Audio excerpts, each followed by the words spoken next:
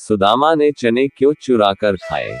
जैसे ही द्वारकाधीश ने तीसरी मुट्ठी चावल उठाकर फांक लगानी चाहिए, रुक्मिणी ने जल्दी से उनका हाथ पकड़कर कहा, क्या भाभी के लाए इन स्वादिष्ट चावलों के स्वाद का सारा सुख अकेले ही उठाएंगे स्वामी, हमें भी तो ये सुख उठाने का अवसर दीजिए।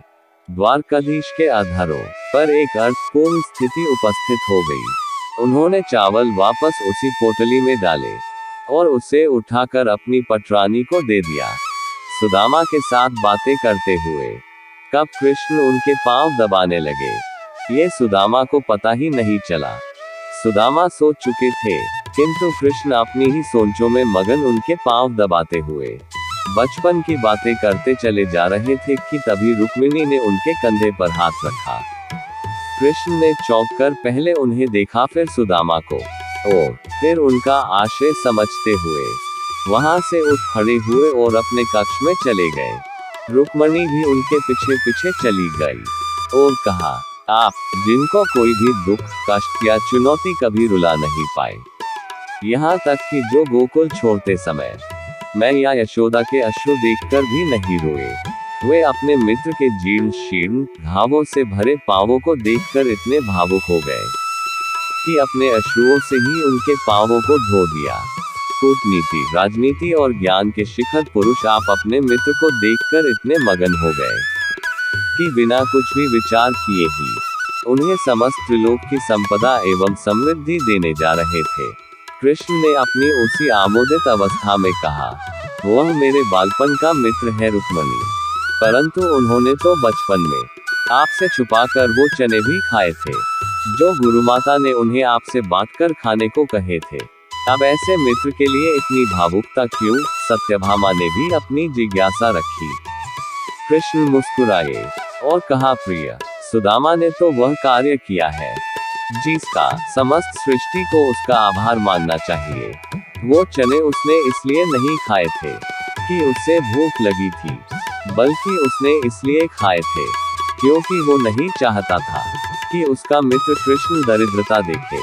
उसे ज्ञात था कि वे चने आश्रम में चोर छोड़ कर गए थे, और उसे ये भी ज्ञात था कि उन चोरों ने वे चने एक ब्राह्मणी के गृह से चुराए थे। उसे ये भी ज्ञात था कि उस ब्राह्मणी ने ये श्राप दिया था कि जो भी उन चनों को खाएगा वह जीवन पर्यंत दरिद्र ही रहेगा। सुदामा ने वे चने इसलिए मुझसे छुपाकर खाए ताकि मैं सुखी रहूं। वो मुझमें ईश्वर का कोई अंश समझता था, तो उसने वे चने इसलिए खाए क्योंकि उसे लगा कि यदि ईश्वर ही दरिद्र हो जाएगा तो संपूर्ण सृष्टि ही दरिद्र हो जाएगी। सुदामा ने संपूर्ण सृष्टि के कल्याण के लिए स्वयं का दरिद्र होना स्वीकार किया। इतना बड़ा त्याग रुक्मिणी के मुख से स्वतः ही निकला। मेरा मित्र ब्राह्मण है रुक्मिणी, और ब्राह्मण ज्ञानी और त्यागी ही होते हैं। उनमें जन कल्याण की भावना कूट कूट कर भरी होती है। इक्का दुक्का अपवादों को यदि छोड़ दिया जाए तो ब्राह्मण ऐसे ही होते हैं। अब तुम ही बताओ, ऐसे मित्र के लिए हृदय में प्रेम नहीं तो फिर क्या उत्पन्न होगा प्रिय? गोकुल छोड़ते हुए मैं इसलिए नहीं रोया था क्योंकि यदि मैं रोता तो मेरी मैया तो प्राण ही छोड़ देती, परंतु मेरे मित्र के ऐसे पांव देखकर, उनमें ऐसे घावों को देखकर मेरा हृदय भर आया। रुक्मिणी, उसके पांवों में ऐसे घाव और जीवन में उसकी ऐसी दशा मात्र इसलिए हुई क्योंकि वह अपने इस मित्र का भला चाहता था। पता है रुक्मिणी, परिवार को छोड़कर किसी और ने कभी इस कृष्ण का इतना भला नहीं चाहा। लोग बाग तो मुझसे उनका भला करने की अपेक्षा रखते हैं।